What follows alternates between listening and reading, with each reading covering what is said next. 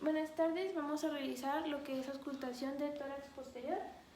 Primero voy a pedir a mi paciente que coloque sus manos en las rodillas y que respire con la boca entreabierta. Por favor, cada vez que sienta el estetoscopio en su piel, haga una respiración. Voy a colocar primero lo que es la campana en la fosa clavicular. Respire. Exhale. Del otro lado. Respire. Exhale. Ahora en esta área utilizamos campana, pero en lo que es tórax posterior vamos a ocupar diafragma. Entonces, auscultando diafragma en lo que es línea escapular, el segundo, tercero, cuarto y quinto auscultación, y en los laterales el punto 6 y el 7.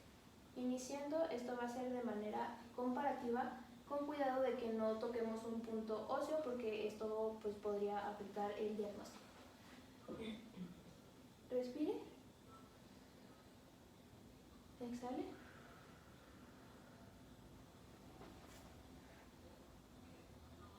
Respire. Exhale. Respire. Exhale. Respire. Exhale. Respire. Exhale. Respire. Exhale.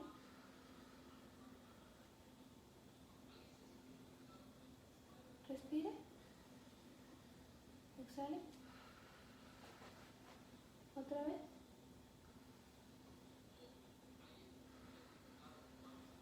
Ahora en áreas laterales. De nuevo, por favor.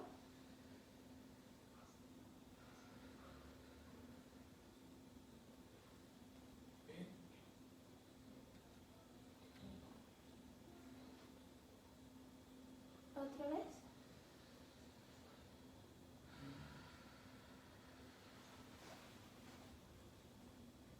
Respire.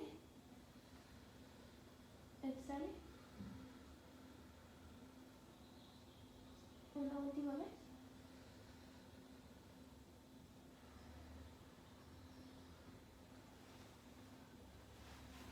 Una vez terminada esta maniobra, lo que estamos buscando es que la paciente presente respiraciones normales, sin presencia de alteraciones. En el caso de la paciente, ella presenta lo que son respiraciones normales, sin ningún tipo de alteración. Estas respiraciones normales son la laringotraqueal y el murmullo vesicular. La paciente, como no presenta alteraciones, podemos descartar patologías como lo serían una bronquitis crónica y una fibrosis quística.